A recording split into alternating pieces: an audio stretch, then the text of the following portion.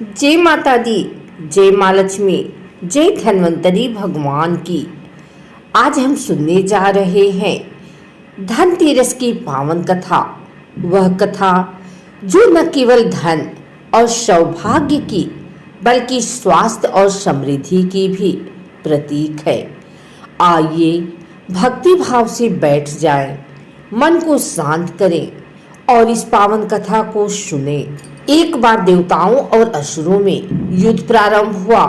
उस युद्ध में देवता हारने लगे। वे दुर्बल हो रोगग्रस्त हो गए।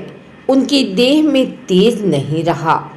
तब सभी देवता एकत्र होकर भगवान विष्णु के पास गए और बोले, हे प्रभु, हम असुरों के अत्याचार से दुखी हैं। हमारे शरीर में रोग और दुर्बलता बढ़ रही है।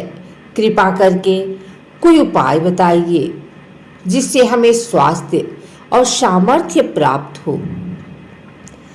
भगवान विष्णु मुस्कुराए और बोले, हे देवगण, अब समझ आ गया है। जब तुम्हें समुद्र मंथन करना होगा, उसी मंथन से अमृत निकलेगा जो सभी रोगों को नष्ट करेगा और अमृतत्व प्रदान करेगा। देवता और असुर दोनों ने मिलकर समुद्र मंथन आरंभ किया। उन्होंने मंदराचल पर्वत को मंथन दंड बनाया और वासुकी नाग को रस्सी।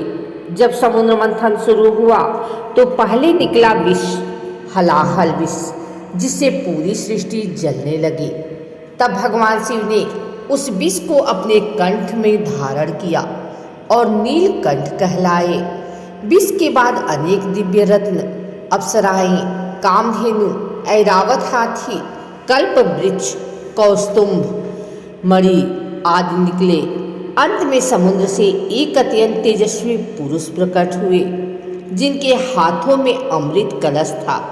वे थे भगवान धन्वंतरी, जो भगवान विष्णु के अवतार माने जाते हैं।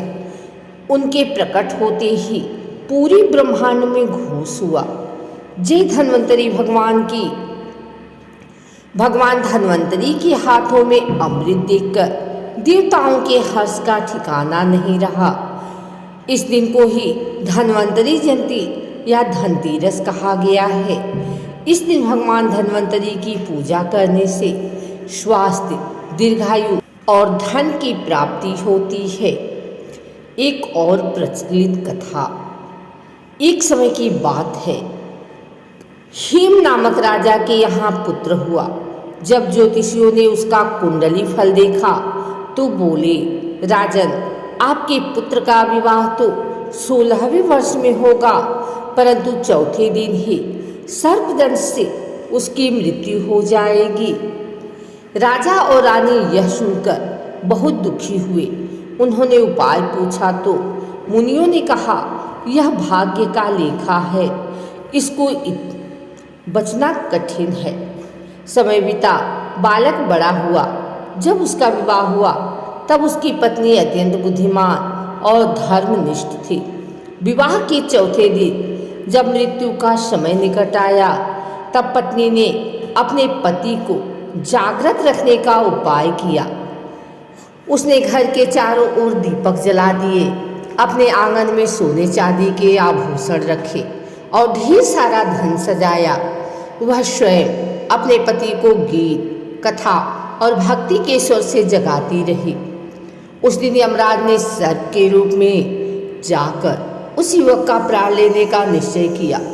लेकिन जब वह घर पहुंचे तो दीपकों की ज्योति और सोने चांदी की चमक से उनकी आंखें चकाचौंध हो गई।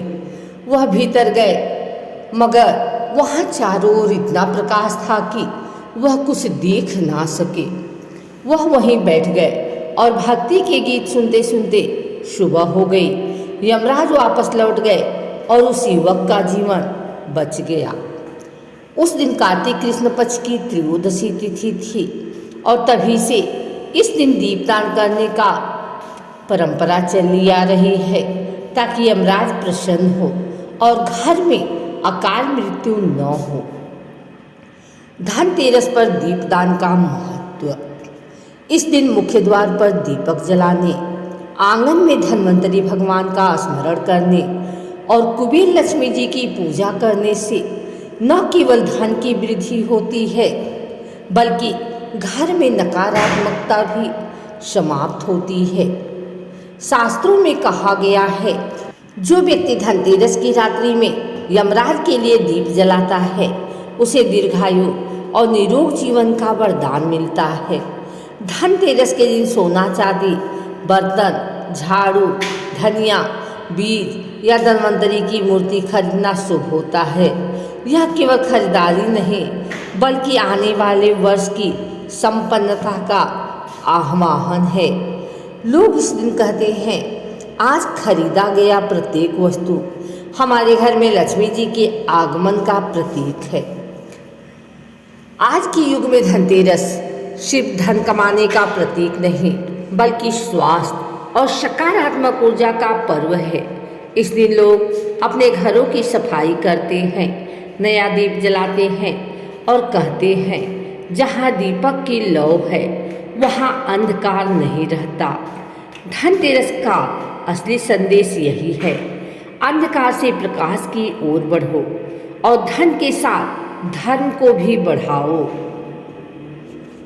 इस प्रकार धनतेरस की यह पावन कथा हमें सिखाती है कि धन से बड़ा स्वास्थ्य है और स्वास्थ्य से बड़ा धर्म। जो व्यक्ति इस दिन श्रद्धा से दीपक जलाता है, धन्वंतरी भगवान और माता लक्ष्मी की पूजन करता है, उसके घर में सदा सुख समृद्धि बनी रहती है। आइए सब मिलकर बोलें, जय माता लक्ष्मी की, जय धन्वंतरी भगवान की। जो श्रद्धा से सुने या सुनाए धनतेरस की यह कथा, उसके जीवन में कभी दरिद्रता नहीं आती और लक्ष्मी कृपा सदा बनी रहती है।